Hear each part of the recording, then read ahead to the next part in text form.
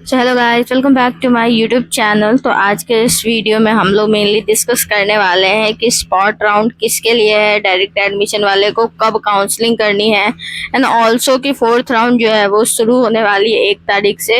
तो उसके बारे में जो भी अपडेट्स है वो सब के बारे में हम लोग डिस्कस करेंगे और ये भी बात करेंगे कि स्पेशल राउंड का क्या सीन है। ठीक है, पूरा डिस्कस। और विड्रॉवल का ऑप्शन आता है या नहीं आता और कैसे विड्रॉवल जो है वो करना है, पैसा कितना वापस मिलेगा, वो सब जो है आज के इस वीडियो में हम लोग डिस्कस करेंगे। तो एंड तक जरूर देखिए। राउंड 4 जो है वो 1 सितंबर से स्टार्ट होने वाला है। उसके बारे में थोड़ा सा बात कर लेते हैं कि राउंड 4 में एग्जैक्टली क्या होता है। तो देखो, राउंड 4 भी जो है ना वो सेम है जो आपने राउंड 1, 2, 3 में किया है, सेम टू सेम वैसे ही किया जाता है। इसमें ऑटो लॉक हो जाते हैं आपके चॉइसेस। ठीक है, ये लास्ट स्टेज है आपका। इसके बाद जो है आप चॉइस फिलिंग नहीं कर सकते हैं। ठीक है, राउंड 4 के बाद जो है आपका जो इंटरनल स्लाइडिंग आता है उसके बारे में मैं सेपरेट वीडियो में बात करूंगी। उसमें जो है आप अपना इंटरनल चॉइसेस जो है वो कर सकते हैं। मैं पूरी डिटेल वीडियो लाऊंगी जिसमें मैं बता दूंगी कि इंटरनल स्लाइडिंग क्या है। अभी राउंड 4 के बारे में बात करते हैं। ठीक है, अब राउंड 4 जो है इसके बाद आपको विड्रॉवल का ऑप्शन आता है या नहीं आता है, इसके बारे में बहुत सारे क्वेश्चंस आ रहे थे। तो देखो, राउंड 4 के बाद विड्रॉवल का ऑप्शन आता है। जिसको भी कॉलेज नहीं पसंद है स्पेशली उनके लिए ही विड्रॉवल का ऑप्शन रहता है। मान लो तुम्हें कॉलेज कोई अलॉट हो गई है और तुम्हें वो कॉलेज पसंद नहीं है, तुमने बहुत ट्राई किया सारे राउंड में कि तुम्हें कोई दूसरा कॉलेज मिल जाए, लेकिन तुम्हें कोई दूसरा कॉलेज नहीं मिलता है और तुम्हें जो कॉलेज मिलता है वो तुम्हें पसंद नहीं, तो तुम विड्रॉ कर सकते हो। ठीक है, और कब से कब तक कर सकते हो, तो 1 सितंबर से 6 सितंबर के बीच में तुम विड्रॉवल कर सकते हो। उसका पूरा प्रोसेस है और मतलब 6 सितंबर लास्ट डेट है विड्रॉवल करने के लिए। और इसका जो अमाउंट कितना आएगा, तो अमाउंट तुम्हारा 1000 जो तुमने रजिस्ट्रेशन किया था ना उसको काट करके सारा अमाउंट जो है वो तुमको वापस मिल जाएगा। तो ठीक है, तो विड्रॉवल कर सकते हो अगर तुम्हें कोई भी कॉलेजेस पसंद नहीं है। ठीक है, तो इस चीज में तुम जो है वो विड्रॉवल कर सकते हो। ठीक है, उसके बाद राउंड 4 जो है आपका, इसका रिजल्ट कब आएगा ये सब शेड्यूल में दिया हुआ है। राउंड 4 तक ही सीयूईटी पीजी के थ्रू जिन्होंने रजिस्ट्रेशन किया है उनका राउंड 4 तक का ही, मतलब उनको राउंड 4 तक ही काउंसलिंग करनी है। इसके बाद जो है एक इंटरनल स्लाइडिंग होगा और उसके बाद जो है वो स्पेशल राउंड होता है। ठीक है, स्पॉट राउंड भी उसको बोलते हैं, स्पेशल राउंड भी उसको बोलते हैं। वो किसके लिए होता है उसके बारे में मैं भी बात करूंगी। अभी मैंने राउंड 4 के बारे में ऑलरेडी बता दिया है। एंड ऑल्सो ये कि आप स्कॉलरशिप के लिए भी अप्लाई कर सकते हैं। ठीक है, स्कॉलरशिप के लिए भी इस बार अप्लाई कर सकते हैं। यूपी गवर्नमेंट स्कॉलरशिप आती है, उस पर फोकस करना। बहुत ही अच्छी स्कॉलरशिप अपॉर्चुनिटी है, बहुत सारे आपके पैसे जो हैं उसमें रिड्यूस हो जाएंगे, तो उसके लिए अप्लाई जरूर कर देना। ठीक है, हम स्पॉट राउंड की बात करते हैं कि वो किसके लिए। तो देखो, अगर सीट नहीं मिलती है तो स्पॉट राउंड में करना है, बैठना है, उसमें काउंसलिंग करवाना है। फिर इंटरनल स्लाइडिंग के बाद जो मतलब जो भी प्रोसेस है वो उसी को स्पॉट राउंड कहते हैं। ठीक है, इसमें ज्यादा अच्छी सीट बचती नहीं है। ऐसे मोस्टली ऐसा पहले होता था कि ज्यादा अच्छी सीट नहीं मिलती थी तो बहुत नुकसान हो जाता था। अब इस बार एक और चैलेंज है कि अदर स्टेट के भी बच्चे जो हैं वो आ रहे हैं इसमें, तो उनके लिए फायदा है कि उनको अच्छे अच्छे कॉलेजेस मिलेंगे। ठीक है, स्पॉट राउंड थोड़ा रिस्की भी होता है और उसमें पैसा जो है आपको रिफंड नहीं मिलता है। ठीक है, इसमें कोई रिफंड और विड्रॉवल का ऑप्शन नहीं रहता, ये एक इसका डिमेरिट है। उस बार क्या हुआ था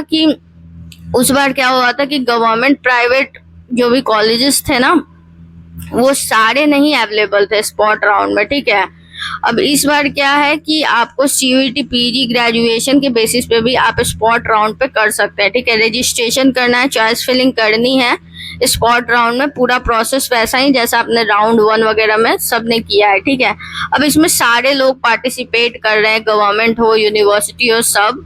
कट ऑफ खुद से चेक कर लेना गाइस, अवेलेबल रहती है वेबसाइट पे या फिर गूगल वगैरह पे आप सर्च कर सकते हैं। ठीक है, स्पॉट में वही बैठता है जिसको सीट नहीं मिली रहती है, इस चीज का ध्यान रखना। जिसको सीट मिल गई रहती है वो नहीं बैठता है, अगर उसको बैठना है तो उसको विड्रॉवल करना पड़ेगा तभी। ठीक है, बिना विड्रॉवल किए आप नहीं बैठ सकते हैं, ठीक है, अगर आपको कॉलेज नहीं पसंद है तभी। स्पॉट राउंड वैसे कैंडिडेट के लिए ही होता है who did not secure a seat in the regular admission round, जो कि अभी चल रहा था, 1 से लेकर 4 राउंड तक अभी चलेगा, मतलब अभी चल ही रहा है।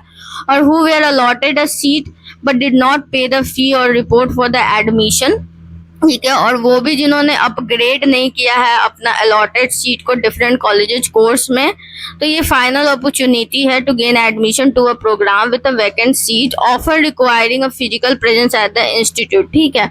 अब कौन एलिजिबल है स्पोर्ट राउंड के लिए, तो मैंने बताया था कि स्पॉट राउंड के लिए कौन एलिजिबल है। स्पॉट राउंड के लिए टिपिकली वो कैंडिडेट ही एलिजिबल है जो कि इस कैटेगरी में आते हैं, जैसे कि उनको कभी भी सीट अलॉट नहीं हुआ है, रेगुलर काउंसलिंग में उन्होंने पार्टिसिपेट तो किया लेकिन उनको कोई भी सीट अलॉट नहीं हुआ एनी प्रीवियस राउंड में, तो वो इसमें पार्टिसिपेट कर सकते हैं। दूसरे लोग जो फेल हो चुके हैं कंप्लीट करने में पूरा एडमिशन प्रोसेस, आपको भी जो है you were allotted a seat but did not pay the fee, did not report to the institute or seat was cancelled due to deficiency, तो आप लोग भी इसमें पार्टिसिपेट कर सकते हैं। अगर आपको अपना सीट अपग्रेड करना है, you receive a seat in the earlier round but wish to change it for the better college or program or willing to, मतलब आप चेंज करना चाहते हैं, अपग्रेड करना चाहते हैं, तो आप इसमें बैठ सकते हैं विड्रॉवल करके, ठीक है।